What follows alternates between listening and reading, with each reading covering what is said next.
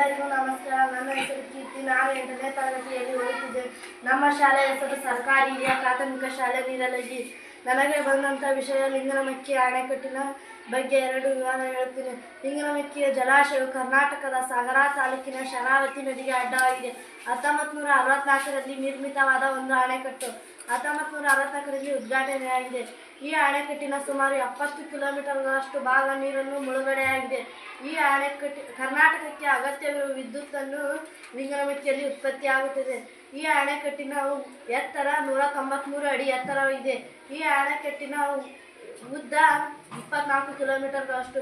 ಈ ಅಣೆಕಟ್ಟಿನ ಪ್ರದೇಶ 1,99,171 ಚದರ ಕಿಲೋಮೀಟರ್ಗಳಷ್ಟು. ಈ ಅಣೆಕಟ್ಟಿನ 4,368 ಮಿಲಿಯನ್ ಕ್ಯೂಬಿಕ್ ಮೀಟರ್ನಷ್ಟು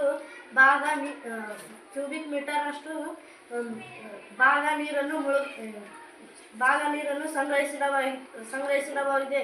ಈ ಅಣೆಕಟ್ಟಿನ ಹಿಂದೆ ದೊಡ್ಡ ಜಲಾಶಯವಿದೆ. ಈ ಅಣೆಕಟ್ಟಿನ ಹೊರಸೂಸುವಿಕೆಯು ಸಾಕಷ್ಟು ಭಾರವಾಗಿರುತ್ತದೆ.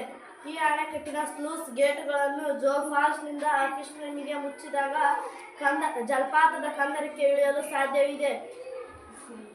ಈ ಅಣೆಕಟ್ಟಿನ 2x27.5 MW ವಿದ್ಯುತ್ ಉತ್ಪಾದನಾ ಸಾಮರ್ಥ್ಯವನ್ನು ಹೊಂದಿದೆ. ಧನ್ಯವಾದಗಳು.